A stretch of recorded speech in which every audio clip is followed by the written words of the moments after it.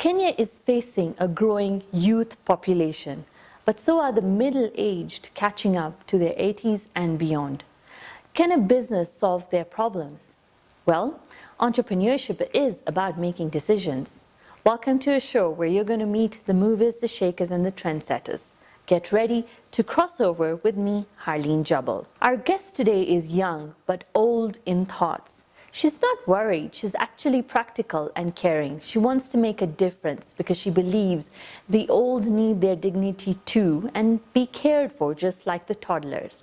Let's meet the very dynamic and passionate Shruti Shah of Arama.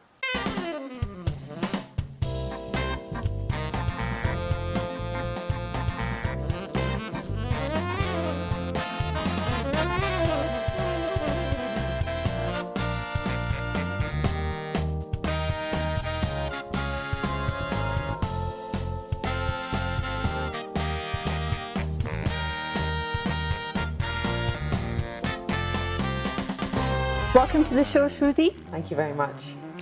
Shruti, you have a beautiful word, Arama. What is the meaning of this? And tell us what it is about and how did you come up with this idea? Okay, thanks. Firstly, how did we come up with this name? Okay. Arama took a while to find. Coming up with a name was not as easy as we thought. Okay. But then we found this beautiful word and it has a beautiful meaning behind it. Okay. In Hindi or Gujarati, the word aram means to relax, but also in Maori, the word arama means spring. Okay. And this is what we're trying to do, have a feeling of spring and renewal, but in a very relaxing setting. And it's also got a very nice ring to it. How we came up with the idea? Well, basically we felt that Nairobi has such a buzz to it. There's so many new restaurants, new activities, new places to go. And there's people from all over the world who are finding their way to Nairobi. Yes. But despite this hype, we feel that the older people in our communities don't have much to do, don't have many places to go. And so they end up becoming very heavily dependent on their families, their friends, or community centers. Mostly social, religious activities. Exactly. Yes.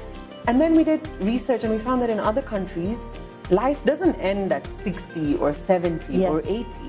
People It take goes up, on. Exactly. Yeah. They take up new interests and they are always traveling. Yes. And there's so much on offer. So we want to bring this back home. And we have these options for people here. I want to tell everybody watching right now, Arama is a startup. Yeah. So you're beginning this journey with some idea of doing more for the elderly people. Now, why you've already mentioned that their activities are limited. Yeah. So if there is no Arama for the elderly, what's their disadvantage? So at the moment, a lot of older people, if they're living on their own, it's a battle. Like, I mean, Nairobi is not an easy city. There's so many hassles. You've got power shortages, water shortages, Yes. insecurity, managing staff, Yes. the traffic. Yes. So we want to take away those hassles. Yes. And also older people are generally a bit more afraid to go out and try new activities, or that option doesn't exist. So we want to give them those options. Okay. And we're strong believers in the fact that a good combination of social engagement, personal development, and good health can make sure someone ages gracefully. So we want to give people that option. I like the way you said it, age gracefully. So what is Arama putting together for them? Okay, so we're starting a center in Westlands. All right. And you could come to this center for a few hours, spend a full day with us. You can stay with us either for a few nights or for the rest of your nights, the rest of your life. And the thing that really differentiates Arama is that we're flexible. Okay. Right? And what do I mean by this? I mean that we'll cater to you as the individual. You have circumstances, preferences, you've got restrictions. So our food will be catered to you. All right. The activities we do, we'll cater them to you. And again, you can come for just one activity. Come and do yoga with us. Or come spend a full day and have lunch with us and spend the afternoon with us. Or spend a few nights. So there's a lot to do. Exactly. Because I think the misconception, especially amongst Asian families, is always that older people need to pray. Exactly. They need to sit in a corner and just pray. Exactly. And kill time. Exactly. But there's so much more they can do. It's not fair, isn't it? Exactly. So being a startup, you have this very innovative idea, all right? And are you facing some challenges trying to tell people to join hands with you or basically to get off the ground? People generally have been quite supportive, and Good. I think we're lucky in Nairobi that we get access to meet so many different types of people. Yeah. There is obviously, people are a bit nervous, or there's a bit of a stigma attached to this sort of a concept. But we think that it's not a bad thing if someone stays in a center like this or comes and spends some time. It could only benefit them. Yeah. Shruti, you're a 30-something and you're creating a product for the 60s, 70s or 80s or even 90s, those were lucky. I mean, what is it that the young you think can teach the old and the other way around? Okay, so in terms of what the young can teach the old, technology changes every day. I mean, I find it difficult to keep up with what's new. Yeah, our moms and dads are always looking for help. Can you teach me how to open my phone or something? Exactly. How what can will I use you this do? app? So I think we can bring the young and the old together. All right. Recently, we did a talk where we talked to older ladies about different apps on their smartphones that they had no idea about, that would make their lives more exciting, more easy. They learn something new. Exactly. Yeah. And they were really enlightened. They've been using these apps, something as simple as Uber. They've been using it. Yes. But similarly, I think we can learn a lot from the old people. I think one of the things that really frightens me is that most of us don't know how to make traditional foods or condiments. Yeah. So we need to make sure we learn these and other skills. Sewing, playing musical instruments, traditional therapies. My grandmother always has a home remedy for any ailment. So we need to learn about these. Yeah, I mean, everybody does say, okay, Google has everything, but it doesn't have the, grandmother or grandfather's touch, yeah? Exactly, exactly. And the other thing is, I think a lot of the seniors within our society have had such incredible journeys from where they've come from. And I think one of the things I'm quite keen on doing is getting them to write their life stories.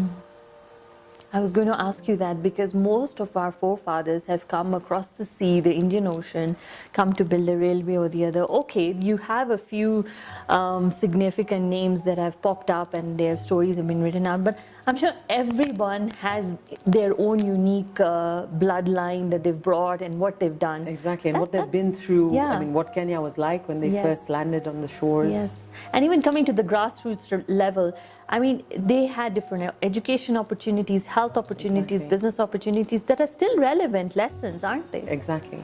We have so much to learn from them. But don't you think old people are still sidelined and discriminated? I mean, across the board, I'm talking over here. Yes, definitely. I think ageism is one of the most accepted forms of discrimination. Yeah. In this day of political correctness, we're very mindful not to be sexist or racist, but we're quite comfortable being ageist. And the media plays a big part as well. Older people are generally depicted as being lonely or miserable or ill. Yeah. And that doesn't really reflect the true picture. Not all old people are ill or lonely. So that diversity needs to come through. And the other thing is, we're constantly being bombarded with this message that growing old is bad. Hide your gray hair, hide your wrinkles. But there's nothing wrong with growing older. Things do change, but we need to embrace that and accept that. You know, you touched on a very sensitive topic because most people, thanks to the whole spread of social media, everything is very visual. We're very image conscious. And I have seen women who are in their 60s and 70s, they're starting to panic. They're starting to lose weight, color their hair, or, just get some sort of Botox. Or, plastic surgery done. Is it really worth all that effort? I know you're a young soul, but you've been with older people. Exactly. So what are they saying to you? you? You can accept that you age, but you can still dress up. You don't need to cover the fact that you're older, but you can still look good. Okay, so if we have to look at the difference between, our parents currently are pretty much lucky because more or less we are going to take care of them. Yes. Yeah, but what happens to you, Shruti? Is there somebody going to look after you and the one next? Is that some thought process that has gone behind with Arama? Definitely, definitely. Okay. I think we're all quite aware that family structures are changing. Okay. At the moment, parents and grandparents take care of their children and grandchildren. And then the kids will take care of their parents, their grandparents, their spouses, their parents-in-law. It's like a full circle. Yes. But there's a change in the dynamics. We're moving away from extended family to nuclear family. People are moving abroad for jobs. You know, it's not going to be possible for people to take care of their elderly as they have done in the past. And the other thing is that people are living longer in Kenya and everywhere else in the world. Yes. I mean, we're in a time of 4 generations. Wow. My daughter has met 4 of her great grandparents. Wow. I only ever met 2, and I think Yes. I was an exception. Yes. So we need to bear that in mind as we plan for our retirement years. We can't assume that, oh, but I'm not going to live that long. We are all going to live pretty long. See, the economic impact is definitely there. If people are going to live longer, they're going to need more support. Has Arama kept anything in mind that you're going to start in Westlands? Are you planning to go around the country? Are you planning to get into a partnership, maybe with a nursing home to get bigger? Yes, there's definitely Stages that we're looking. So we're starting off with this center. The aim is to hopefully open another center as well, and then at some point to do purpose-built developments where it's like a retirement village. There's something for everyone, and to hopefully have more of those villages at some point. Shruti, for you personally, why did you take on this project? You could have chosen to do absolutely anything. Why this? Exactly. It's been quite I was working at a pretty good job with a financial services company. Okay. So taking a stab in the dark has been very exciting, but very scary. Okay. But we felt very passionate about this cause, and we felt that we had to try it out. I think that's the streak of an entrepreneur, when they just don't know what's ahead, but they're going to give it a try. Have you had a crossover moment so far professionally where you felt like, I'm on the right track, this is really going to work, let's just do it? Yes, when we speak to people and we see that support we get, it's been pretty phenomenal. I'm seeing more light coming with this project, and I can't wait to see it all set up and possibly even more centers, maybe countrywide, or let's see where it goes. But I really wish you all the very best, Shruti. Thank you very much. Thanks for coming to the show. Thank you. Sometimes you need to put yourself in your customer's shoes. It doesn't matter if they're young or if they are a 90-year-old.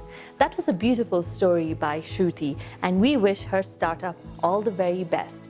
Right here on this show, we're sharing Kenyan stories, connecting brands.